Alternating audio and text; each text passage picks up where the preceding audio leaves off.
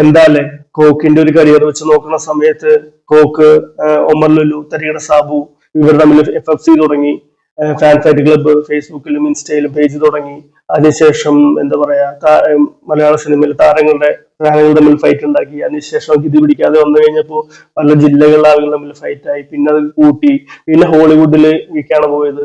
ഡിക്കാപ്രിയോയുടെ അഭിനയത്തിനെ കുറിച്ച് പറഞ്ഞു കൊടുക്കാനും അതുപോലെ തന്നെ ജെയിംസ് കാമറൂണിന്റെ ഡയറക്ഷൻ എങ്ങനെയാണ്, സ്റ്റീഫൻ സ്പീൽബർഗ് എങ്ങനെ ഡയറക്ട് ചെയ്യുന്നു, ക്രിസ്റ്റഫർ നോളന്റെ അഭിനയവും ഡയറക്ഷനും ഇതൊക്കെ പഠിച്ച് ഭയങ്കര അവരുടെ ക്യാമറ എങ്ങനെ വെക്കണം, അവരുടെ ക്യാമറമാൻ ഇത്, പിന്നെ അതുപോലെ തന്നെ വീഡിയോഗ്രാഫി ഇതെല്ലാം പഠിച്ച് നേരെ ഇന്ത്യയിലേക്ക് വന്നു കഴിഞ്ഞപ്പോൾ ബെസ്റ്റ് ഡയറക്ടറായ രാജമൗലി അദ്ദേഹത്തിന്റെ ഡയറക്ഷൻ എങ്ങനെയായിരിക്കണം അതിനെ പറഞ്ഞു കൊടുക്കുന്നുണ്ട്. പിന്നെ അതിനുശേഷം അമിതാഭ് ബച്ചനൊക്കെ ഇനിയിപ്പോ ഞാൻ അഭിനയിക്കണോ വേണ്ടോ എന്ന് ചോദിക്കുന്നത് കോക്കിനടുത്തോളാണ്. കാരണം അത്രയ്ക്ക് പുള്ളിന്റെ അഭിനയം എങ്ങനെ വേണമെന്ന് തീരുമാനിക്കാനും പറയാനുമുള്ള കഴിവ് കോക്കിനുണ്ട്. അതുപോലെ തന്നെ സഞ്ജയ് ലീവ് ഇറങ്ങി കഴിഞ്ഞപ്പോൾ സഞ്ജയ് ഇനി അഭിനയിക്കാൻ പറ്റുമോ ഇല്ലയോ, വിജയ് രക്ഷകൻ എന്നുള്ള പലർക്കും പല പേരുകൾ ഇട്ട് കൊടുക്കുക, അങ്ങനെയുള്ള കാര്യങ്ങളെല്ലാം വെച്ച് നോക്കുന്ന സമയത്ത് പിന്നെ മലയാള സിനിമയിലേക്ക് വരികയാണെങ്കിൽ ലാലേട്ടനെ ഇനി അഭിനയിക്കണോ, അതുപോലെ തന്നെ മമ്മൂട്ടി ഇനി അഭിനയിക്കണോ, മമ്മൂക്ക ഇനി അഭിനയിച്ച് തുടരേണ്ടി വരുമോ, ഇനി എങ്ങനെ അഭിനയിക്കണം, കോച്ചിങ്ങുകളും കാര്യങ്ങളും എങ്ങനെ ഡയറക്ട് ചെയ്യണം, ഓരോ ലിജോ ജോസ് പെല്ലിശ്ശേരിയുടെ ഡയറക്ഷൻ എങ്ങനെയാണ്, അതുപോലെ അതിന്റെ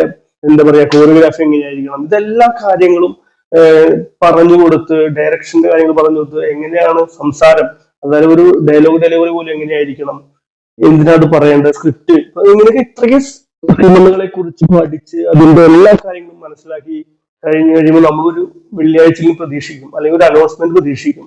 അങ്ങനെ അനൗൺസ്മെന്റ് പ്രതീക്ഷിച്ചിരിക്കുന്ന സമയത്ത്